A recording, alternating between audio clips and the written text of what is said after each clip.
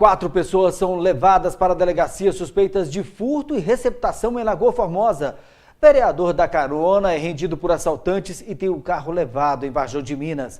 Polícia Militar localiza droga enterrada no quintal de casa no bairro São José Operário. Codema quer saber a opinião dos patenses sobre serviços da Copasa na cidade. Piracema chega ao fim, mas algumas restrições continuam. Ex-efetivados pela Lei 100 de Patos de Minas se reúnem e questionam situação e aprovação de projeto. Polícia Civil apresenta suspeito de homicídio em dezembro de 2015 e identifica um homem que teria assassinado jovem no bairro Sorriso em janeiro deste ano. Futebol, Mamoré vence a primeira partida no módulo 2 do Mineiro. O RT desbanca time misto do Galo e vence em casa. Homofobia em estádios mancha a alegria das partidas e fortalece o machismo. Ligados.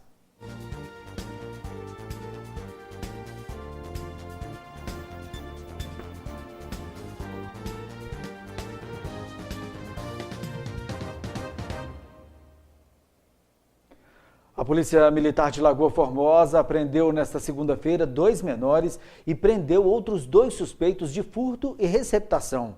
Um deles foi flagrado saindo de uma loja que havia sido arrombada. Os 4 foram trazidos para a delegacia de Patos de Minas. Durante um patrulhamento nesta madrugada de segunda-feira na cidade de Lagoa Formosa, os policiais ouviram um barulho vindo de uma loja. De imediato, os militares foram checar o local e se depararam com um adolescente fugindo do estabelecimento. Próximo ao estabelecimento comercial, eles ouviram um barulho. Ao checar o local lá, depararam com um menor correndo em via pública. E foi feito o rastreamento, localizou a residência que esse menor havia se escondido e os militares fizeram a abordagem. Durante a abordagem no interior da residência, foi encontrado outro menor e Jean Camilo de Abreu, de 18 anos, e Jussiel Ventura dos Santos, de 33 anos. Foi localizada ainda uma caixa com diversas ferramentas.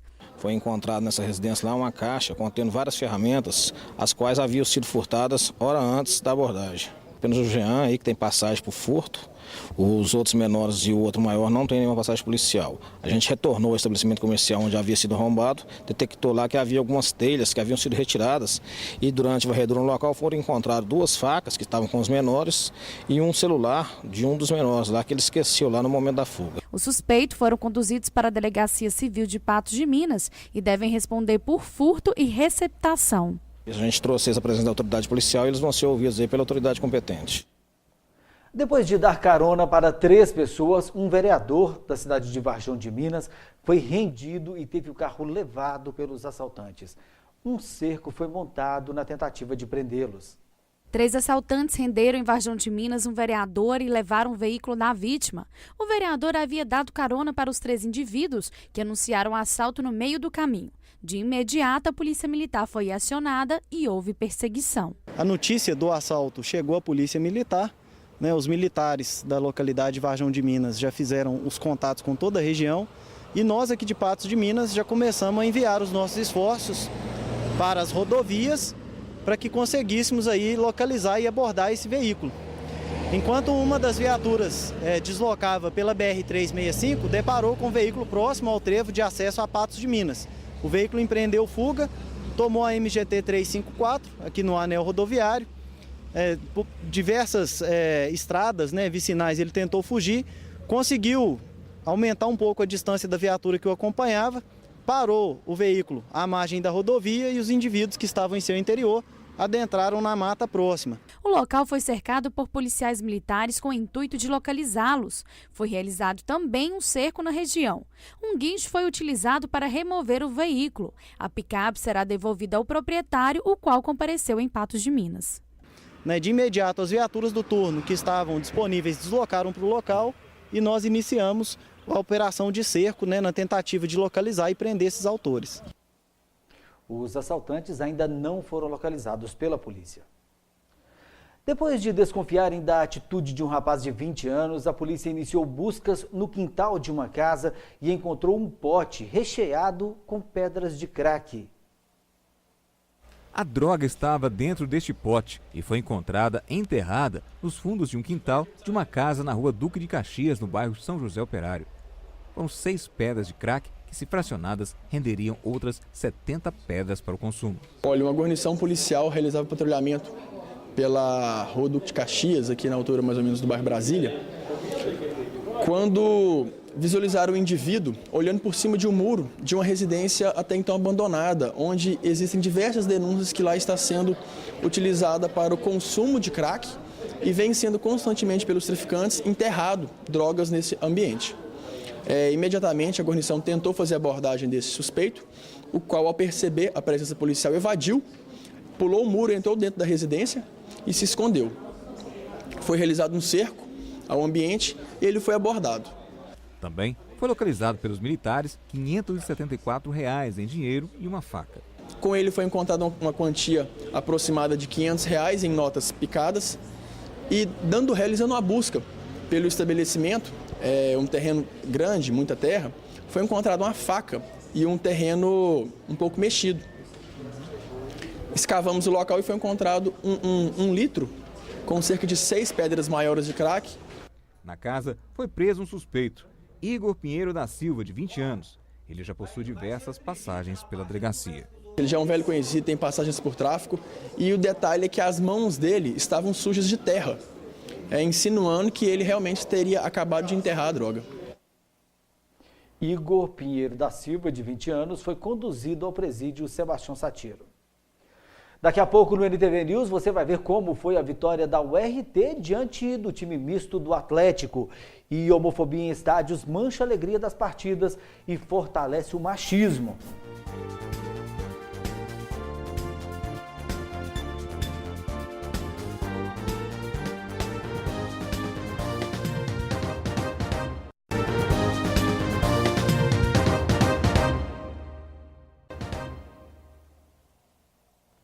A Receita Federal começa a receber amanhã a declaração do Imposto de Renda a Pessoas Físicas 2016.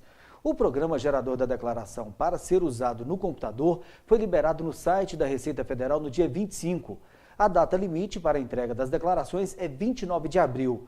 Entre os que devem declarar estão os contribuintes, pessoas físicas que receberam em 2015 acima de R$ 28.123,91 em rendimento tributável. Também deve declarar quem recebeu rendimentos isentos, não tributáveis ou tributados exclusivamente na fonte acima de 40 mil, quem obteve em qualquer mês do ano passado ganho de capital na vez de bens ou fez operações no mercado de ações, quem tem patrimônio individual acima de R$ 300 mil e proprietários rurais que obtiveram receita bruta acima de R$ 140.619,55. Quem perder o prazo está sujeito à multa de 1% do imposto devido por mês de atraso ou R$ 165,74, prevalecendo o maior valor. A multa máxima equivale a 20%. A Receita espera receber a declaração de 28,5 milhões de contribuintes. Futebol, o Mamoré foi até Patrocínio e conseguiu vencer o primeiro jogo no módulo 2 do Mineiro de 2016. A partida foi sábado contra a Patrocinense e o Sapo ganhou de 1-0 com gol de pênalti de Evandro. A vitória fora de casa deu confiança ao grupo. A próxima partida será contra a mesma Patrocinense em Patos de Minas no próximo sábado às 16h. Já o RT desbancou o Atlético diante da torcida. A vitória deu novo ânimo à equipe do Trovão Azul. Debaixo de chuva fina, faltando poucos minutos para começar a partida, a fila ainda era grande para entrar no estádio. Lá dentro, a massa atleticana foi à loucura com a entrada dos jogadores em campo. O Trovão não deixou por menos. Estádio lotado e o primeiro bom lance foi da URT, com Balotelli fuzilando para a defesa de Vitor. O Galo chega, toque de cabeça, assusta o Trovão. Na cobrança de falta curta, Dátulo gira e bate para fora. A URT consegue chegar com certa facilidade. Robinho, na cara do gol, sozinho, faz o mais difícil. Perdeu o gol. O susto acende o Trovão. E a maré não estava para peixe, não. O rei das pedaladas, de frente com Foma, perde de novo. E o Galo continua perdendo chances de marcar. Na volta do intervalo, logo aos 4 minutos, jogada pela direita, cruzamento e de novo Robinho por trás de cabeça, toca por cima do gol. O Galo aperta, a URT joga de igual para igual com o Atlético, até que na boa jogada do Trovão, falta na entrada da área. E na cobrança de Fábio Alves, bola rasteira por baixo da barreira e vai morrer no fundo das redes. O RT 1-0 para a loucura da torcida do Trovão. E a URT por pouco não amplia o placar contra o Galo. E não era mesmo o dia do rei das pedaladas que perde gol de novo. O Atlético até que tenta apertar. Final de partida, Atlético Mineiro 0, URT 1. A equipe se demonstrou uma equipe muito grande. Fizemos um grande jogo, em especial a vitória contra o Atlético, uma equipe grande. Tá de parabéns todos os envolvidos por essa vitória. A gente estava precisando dessas vitórias em casa aí, a gente deixou escapar algumas vezes aí, então graças a Deus hoje conseguimos aí com muito esforço e dedicação, saímos vitoriosos hoje aí. Demos um passo no campeonato, né? Mais um passo no campeonato. E a equipe está de parabéns porque a gente jogou até mais que o Atlético. Então, se a gente continuar nessa pegada, tenho certeza que a gente vai conquistar coisas boas. E durante a coletiva à imprensa, o técnico do Atlético, Diego Aguirre, tentou explicar a má atuação do Atlético em Patos de Minas. Não se pode tirar o mérito ao rival, o RT fez seu jogo e é válido. Eles defenderam bem e aproveitaram as situações que tiveram. Nós jogamos bem na primeira parte e não repetimos no segundo tempo, não tivemos tantas situações, faltou o gol que nos diera a tranquilidade e acabamos perdendo um jogo importante. A URT volta a campo no próximo sábado, quando enfrenta o Guarani, às 4 da tarde, na cidade de Divinópolis. Agora nós vamos ver um comportamento que tem sido discutido principalmente nas redes sociais: o machismo no futebol. Em praticamente todos os jogos, o que se vê são atos e gestos homofóbicos, xingamentos desnecessários que apenas desrespeitam as orientações sexuais e estimulam a violência. A torcida pode ser a alma do time durante um jogo, seja do Atlético, América ou Cruzeiro. Seria uma alma competitiva e muito motivadora se às vezes não se perdesse por outros caminhos. O futebol, mais que em qualquer outro, aí pensando principalmente na cultura brasileira, a gente observa assim, um espaço de afirmação, né, da masculinidade, de uma condição viril. É um momento de euforia, onde nessa lógica do futebol, né, a agressividade evidente através dos xingamentos, né, dos gestos, da própria postura, né, que esses torcedores assumem dentro do estádio, afirmam essa condição diferente. E é assim que surgem as ofensas. Os cruzeirenses são chamados de Maria. Os caras levam a almofada para ir em campo, se tiver chovendo, o público às vezes ia dar 20 mil, vai dar 5 mil. Os caras é cheio de não me toque. Como resposta, chamam os atleticanos de frangas. Por fato deles terem seu mascote como o Galo, a gente apelidou eles de franga, que é uma coisa que mexe muito no emocional deles, cutuca eles e a gente leva isso mesmo, mas no lado de provocação mesmo. Richarlison era alvo quando esteve no Atlético. Hoje, Fábio é o mais perseguido do futebol mineiro. Basta cobrar tiro de meta em um clássico para ouvir o coro. As palavras, os xingamentos, né, que são utilizados dentro dos estádios, nas arquibancadas, elas têm um cunho depreciativo. Né? Então, assim, acaba dando, né, ao alvo dessas falas, desses xingamentos, um tom de defeito, de anormalidade, né? Então tem esse caráter depreciativo.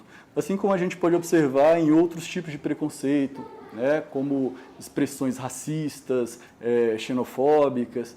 Então, assim, embora haja uma naturalização desses xingamentos, eles sim se caracterizam como práticas de homofobia. José estuda a homofobia no futebol como tese de doutorado.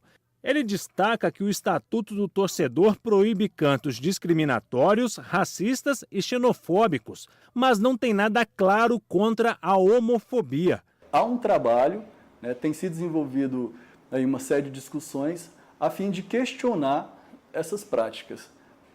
Se elas vão ser banidas, aí não dá para responder, mas a gente vê sinais, inclusive na própria legislação, que tem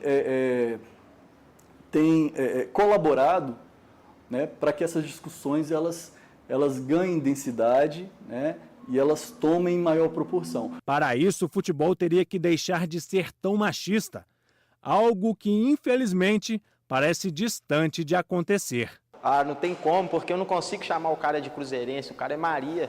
E eu acho que vai ser, sim, um futuro aí. Ao menos a torcida do Cruzeiro tem grande passo aí de chegar a ter 90% de músicas de apoio e talvez ainda restem uns pouquinho das músicas antigas que vão ser essas de provocações. A seguir, você vai ver que Codema quer saber a opinião dos patenses sobre os serviços prestados pela Copasa na cidade. Piracema chega ao fim, mas algumas restrições continuam.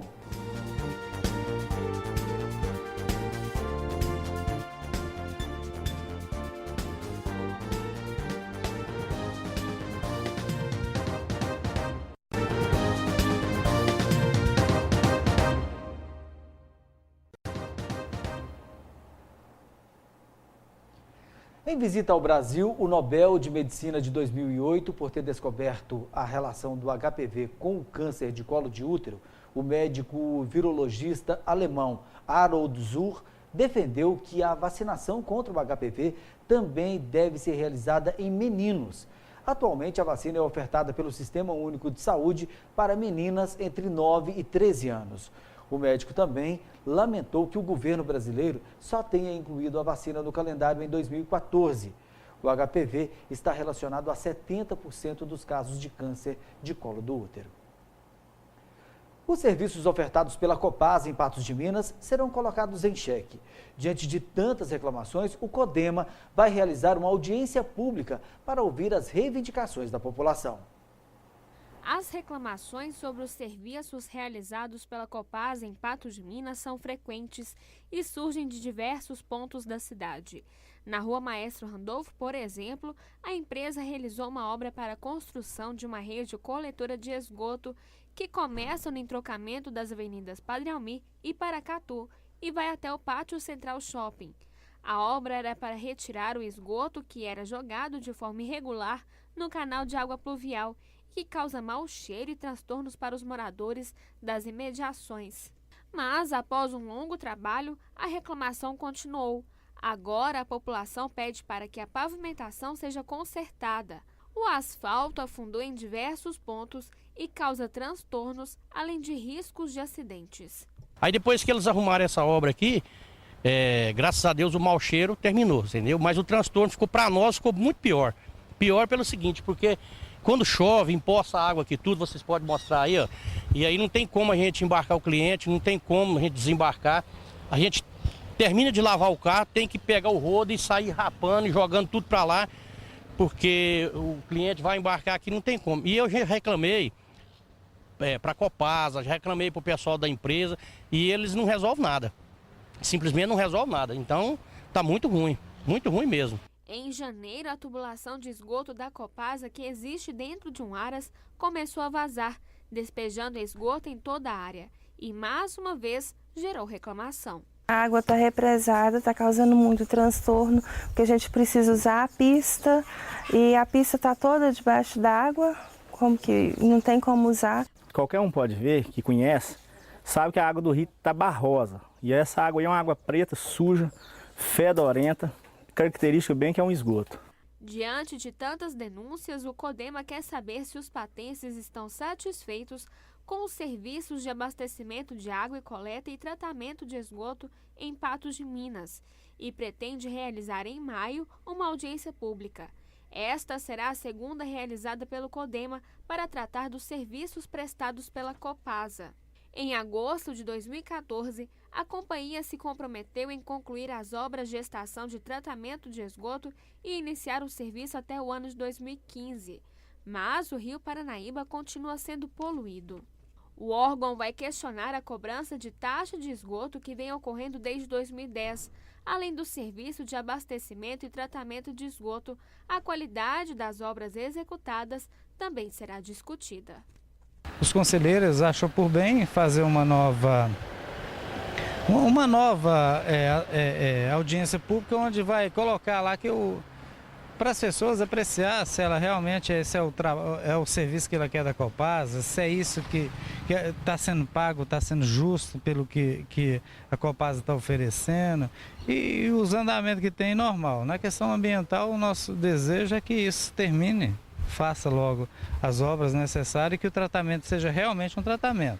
Através de um ofício enviado para o Conselho de Saúde de Patos de Minas, no dia 19 de fevereiro, a Copasa informou que o esgoto da cidade começou a ser tratado parcialmente em 2013 e que até o momento 30% do esgoto coletado está sendo tratado. O documento afirma que a companhia já possui todas as licenças ambientais e que a estação de tratamento de esgoto deve ficar pronta até o meio deste ano, quando começará a ser tratado todo o esgoto. O CODEMA irá exigir todos esses projetos e documentos. O Conselho agora, logo na segunda-feira, está terminando de elaborar um ofício, onde ele vai estar solicitando a Copasa, num prazo de 10 a 15 dias, para que ela entregue toda a documentação necessária para fazer a audiência pública. Nós nós vamos cobrar dela, é uma exigência, o Conselho tem essa prerrogativa de fazer essa exigência, que envia o convênio que foi feito entre o Estado e o município, também o contrato dela e todas as modificações que foi feito nele, todas as alterações, bem como também nós estamos solicitando lá todas as análises que eles alegam que estão tratando 30% do esgoto. Nós entendemos que não oficialmente não tem nada colocado. E se você chega na estação, lá o máximo que está tirando é o grosso lá, com uma peneira, alguma coisa. Nunca vimos uma análise, nunca vimos encaimento nem nada. E principalmente nós queremos também nós vamos cobrar também que eles nos enviem os valores que foi até hoje arrecadado nesses quase 8 anos, já vai para 8 anos que tem essa cobrança dessa taxa, que ele nos envie para o Conselho os valores que foi arrecadado nesse período, para que ele tome a atitude que achar necessária. Acredito que a decisão das pessoas que for lá, do povo patense, eu acredito que ela vai ser respaldada pelo poder público. A data da audiência pública deverá ser definida nos próximos dias. Termina nesta segunda-feira o período da Piracema. Entretanto, os pescadores devem ficar atentos, já que algumas restrições permanecem. O período da Piracema chegou ao fim nesta segunda-feira. A proibição da pesca para a reprodução dos peixes nos rios que passam pelos 23 municípios da região teve início no dia 1º de novembro de 2015. Esse período aí de 1º de novembro a 28 de fevereiro, a pesca estava fechada aqui no estado de Minas Gerais, em decorrência aí das portarias emitidas pelo IEF. A partir desta terça-feira, as pescas nos rios da região passam a ser liberadas, com exceção do Rio da Prata. O que está previsto nas portarias, a pesca está liberada, porém tem algumas restrições. Por exemplo, o Rio da Prata, por ser considerado um berçário, a pesca é proibida em todo o período. Durante o período da Piracema foram realizadas 55 prisões, foram apreendidas 190 redes de pesca, 270 quilos de pescado e 6 armas de fogo. Foram lavradas 47 multas, resultando um total de R$160 mil. Após o fim da Piracema, ainda existem restrições quanto à pesca para pescadores profissionais e amadores do estado. Quem desrespeitar a lei terá o pescado e os equipamentos apreendidos, além de levar uma multa de até R$100 mil, com um acréscimo de R$20 por quilo de peixe encontrado. Além disso, também há risco de prisão. Os locais que a pessoa pode pescar respeitando 200 metros a jusante e a montante das cachoeiras, corredeiras, 200 metros também da confluência dos rios, e também para o pescador amador, ele tem que retirar junto ao IEF uma carteirinha. Tem duas espécies de carteirinha. Tem a carteirinha de pesca embarcada e a de pesca desembarcada. Então, o pessoal, para fazer a pesca, ele tem que portar,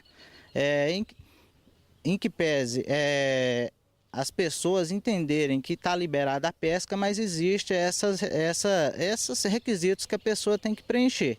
Tem que estar portando essa carteirinha, do contrário, ele será autuado administrativamente se for pego em flagrante.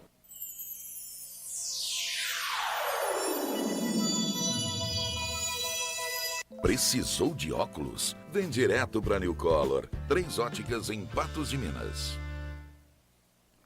Vamos agora à previsão da meteorologia para esta terça-feira em Patos de Minas e região. A terça-feira em Patos de Minas terá de sol com muitas nuvens durante o dia, períodos nublados com chuva a qualquer hora. Temperatura mínima será 17 graus e a máxima poderá atingir os 26 graus. O índice ultravioleta registra 7 e é considerado alto. Previsão de chuva também para as cidades da região. Em Lagoa Formosa, Presidente Olegário e Rio Paranaíba, a mínima é 17 graus. Em Coromandel, a máxima é de 25 graus. Em Lagamar, os termômetros registram máxima de 34 graus.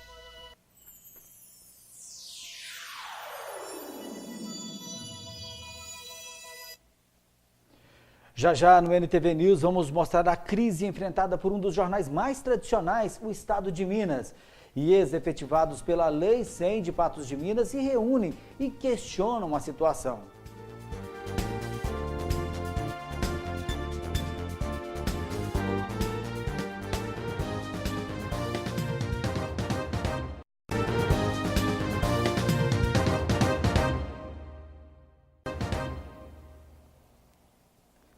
Três deputados estaduais se filiaram nesta segunda-feira ao PMDB.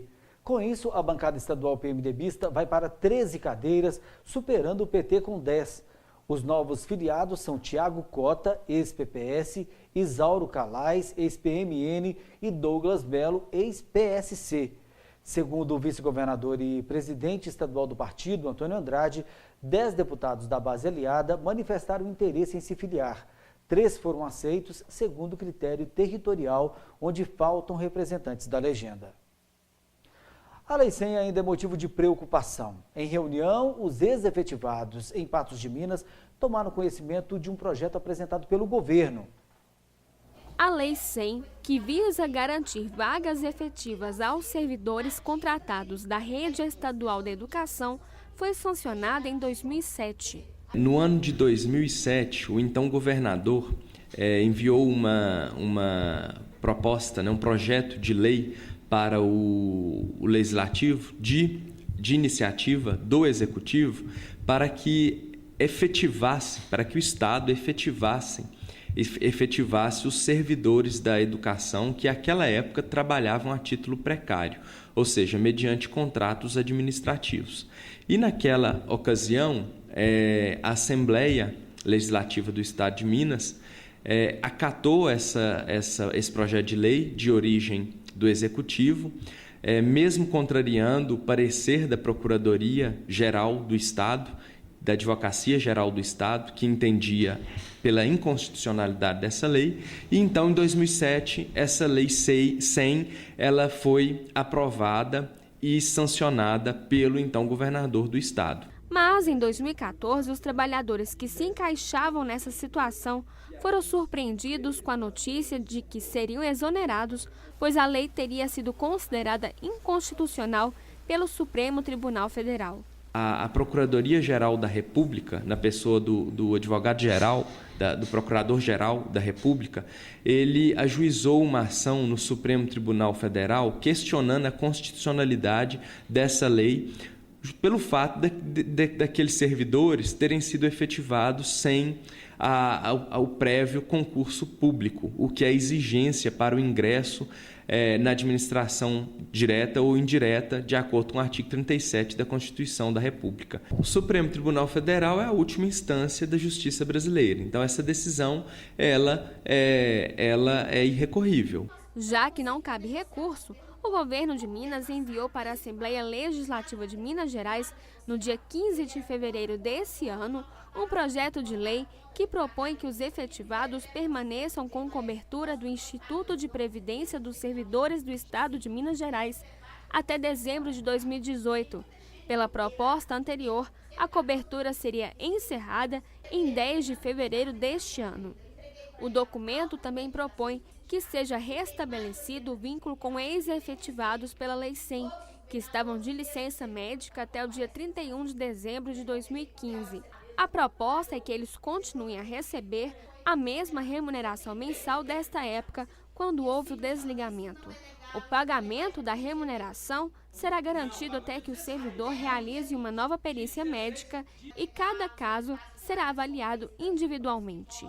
Outra proposta do documento é que os ex-efetivados que já fizeram concurso e que forem chamados sejam dispensados da perícia médica oficial, porém eles terão que apresentar um atestado laboral particular. Para apresentar esse projeto, o Sindut realizou uma reunião na sede de Patos de Minas.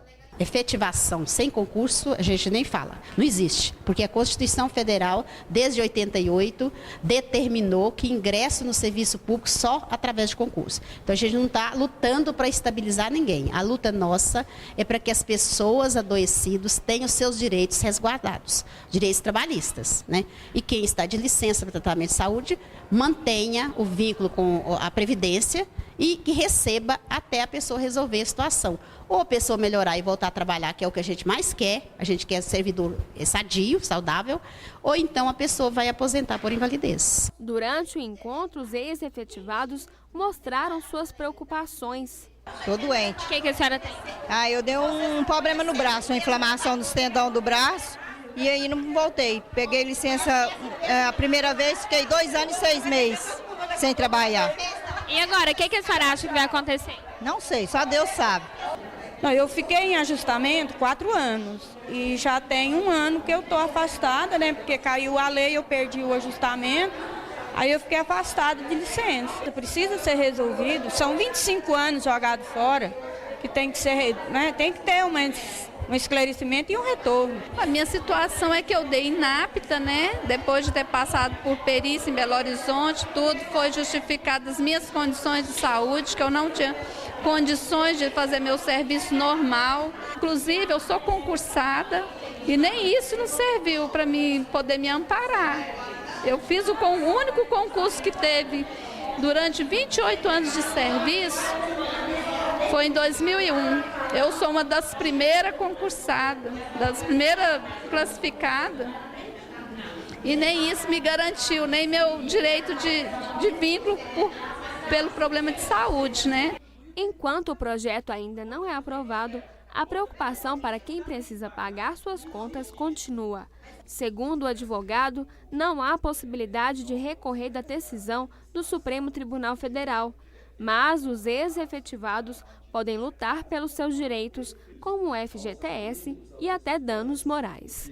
O servidor que tiver declarado o seu contrato de trabalho nulo, a ele é devido o FGTS, o que esses servidores prejudicados pela Lei 100 podem pleitear, buscar judicialmente seus direitos, são relacionado ao direito ao recebimento do FGTS e talvez, né, aos danos morais, porque os servidores eles tiveram essa perspectiva, né, que estaria tudo certo, de que eles estariam garantidos e o Estado não poderia dar essa garantia. O que leva um grande jornal com décadas de história e uma contribuição incalculável ao Estado e ao país a ameaçar fechar as portas. Administrado por um condomínio herdado dos jornalistas Assis Chateaubriand, o jornal Estado de Minas passa pelo que os especialistas acreditam ser a pior crise de sua história.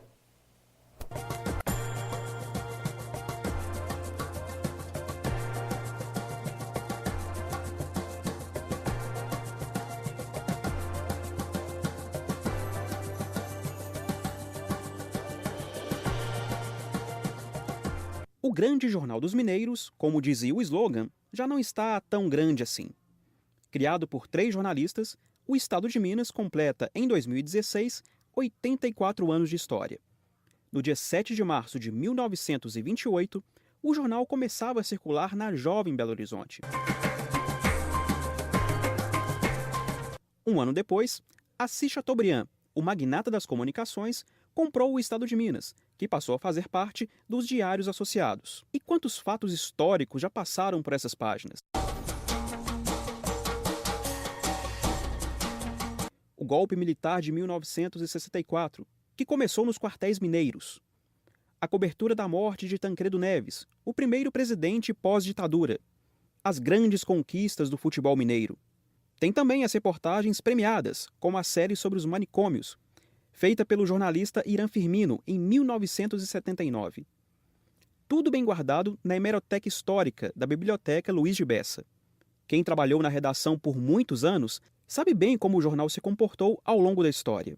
O jornalista e ex-presidente da Belotur, Mauro Verquema, trabalhou lá por 30 anos. Só saiu quando a redação mudou, no ano 2000, da Rua Goiás para a atual sede na Avenida Getúlio Vargas, no centro da capital mineira. A herança do Chateaubriand, e eu ouvi isso algumas vezes dos velhos diretores, e eles falavam assim, olha, a herança dos Diários Associados, que foi nos deixada por Chateaubriand, é que é uma casa amena, é uma casa para fazer amigos. Tinha essa frase que se falava lá. E sempre foi esse o espírito do Estado de Minas. Ele era um jornal, tinha um slogan que chamava Jornal dos Mineiros, realmente ele era forte na leitura dos mineiros, forte na circulação, forte nas assinaturas, porque, vamos dizer que estava muito de acordo com esse espírito mineiro, que era conservador também. Em 8 décadas, muita coisa aconteceu no Brasil e no mundo. A sociedade foi se transformando e o jornal Estado de Minas acompanhou a tudo isso.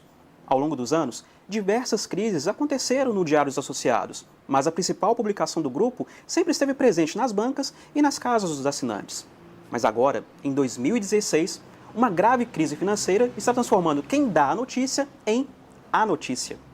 No fim do ano passado, jornalistas e outros servidores cruzaram os braços na porta da empresa para cobrar o pagamento do 13º salário, benefícios e outros encargos trabalhistas. A polícia foi chamada para acompanhar a manifestação. Outras paralisações também aconteceram nas semanas seguintes. Nos dias 13 e 14 de janeiro, as páginas do jornal foram preenchidas com notas de agências de notícias. O Sindicato dos Jornalistas de Minas Gerais iniciou as conversas com os patrões, mas as negociações não avançaram. A empresa novamente não paga o 13º, não se comprometeu com uma data fixa para fazer esse pagamento e utilizou essa reunião aqui apenas como mais uma forma de enrolação com os trabalhadores. O Ministério do Trabalho e Emprego teve que intervir diante do impasse. Foram mais de 40 reuniões de mediação.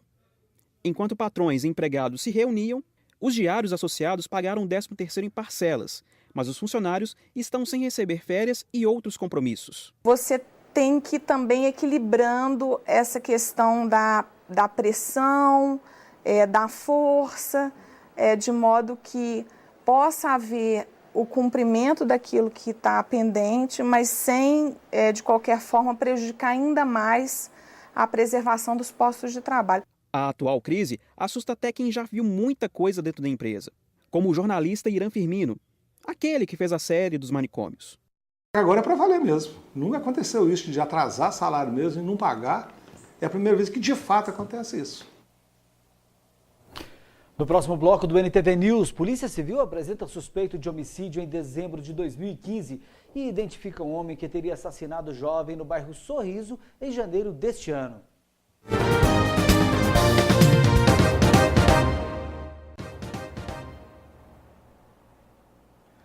A Anatel informou que desde o último sábado, as chamadas locais de telefone fixo para celulares estão mais baratas em todo o Brasil.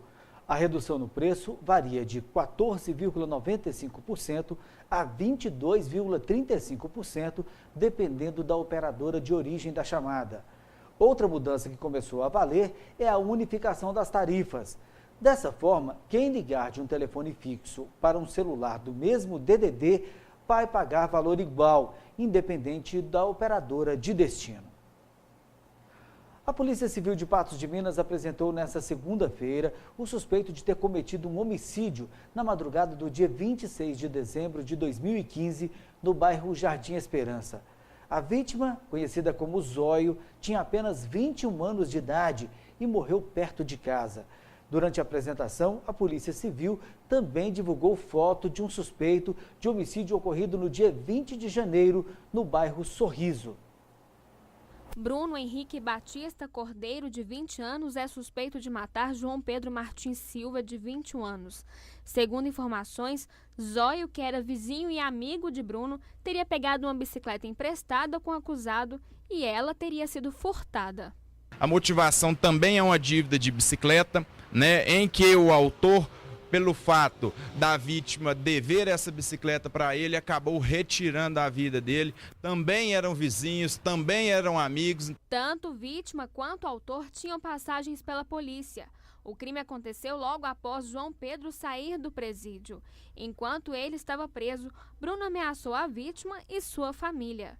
Esse indivíduo, Bruno, que está sendo hoje aqui preso e apresentado para a imprensa, ele já vinha ameaçando a vítima, João Pedro, há algum tempo, né? João Pedro, a vítima, foi preso por um período, era um indivíduo problemático, com várias passagens por furto, mas mesmo ele preso, ele estava sendo ameaçado de morte por o autor, pelo Bruno, através da família. Então a família da vítima já vinha sofrendo com várias ameaças. E ele saiu há pouco tempo.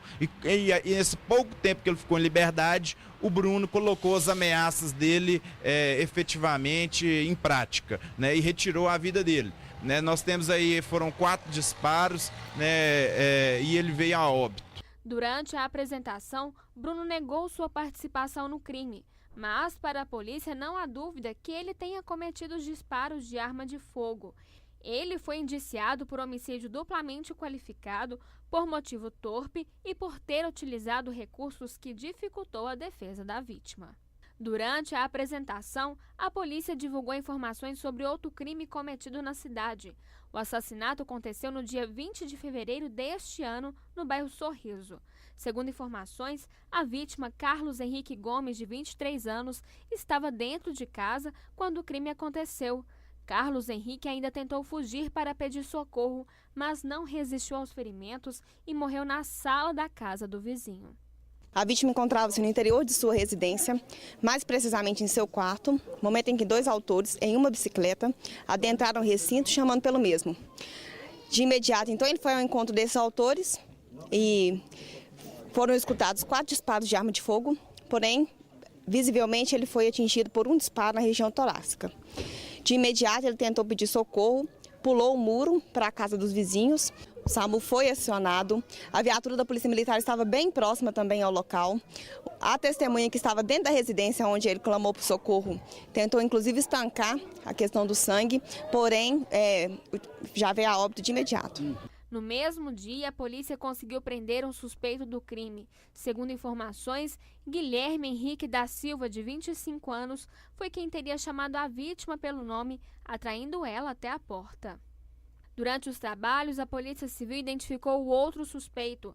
Alex Xavier Silva, de 21 anos, foi quem teria efetuado os disparos com um revólver calibre 38.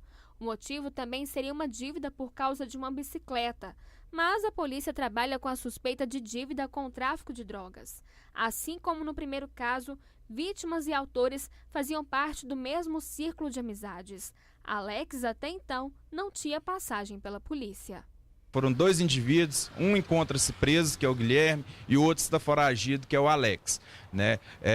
Já havia ali uma disputa, né, uma briga entre o Alex, que é o que está foragido, e a vítima, em que a vítima devia o valor de uma bicicleta para o Alex. O Alex, então, estava cobrando essa dívida da vítima e, pelo fato da vítima não efetuar esse pagamento, no dia ele acabou matando a vítima. A motivação é essa, dívida por uma mísera bicicleta. Então, no dia dos fatos, o Guilherme chegou na casa da vítima, chamou a vítima, Isso a pedido do Alex, porque o Alex tinha em mente o seguinte: se ele fosse lá, a vítima não sairia, porque já estava sendo procurada por ele. Então o Guilherme foi até a casa, chamou ele e quando ele saiu para fora, o Alex chegou no meio da confusão e ambos acabaram vindo acertar com o disparo, sendo que os disparos foram efetuados pelo Alex, que está foragido. A Justiça já expediu um mandado de prisão contra Alex, que continua foragido. A Polícia Civil agora conta com o apoio da população para localizá-lo. Os trabalhos para elucidar os outros crimes cometidos nesse ano na cidade continuam. A gente está apresentando a fotografia dele, esse indivíduo está foragido, procurado por um homicídio com 2 qualificadoras, né? Então, assim, ele é altamente, vamos dizer assim, perigoso, porque se retira a vida de alguém, pode retirar de qualquer pessoa. Então, a gente roga para que a sociedade de bem nos auxilie o trabalho da polícia, para que a gente identifique, ele já está identificado, para que a gente consiga prender ele, esse Alex, que é um indivíduo que está fotografado aí para vocês. O NTV News termina aqui. Outras informações amanhã às 11h30 no 30 Minutos. Boa noite e um ótimo início de semana para você.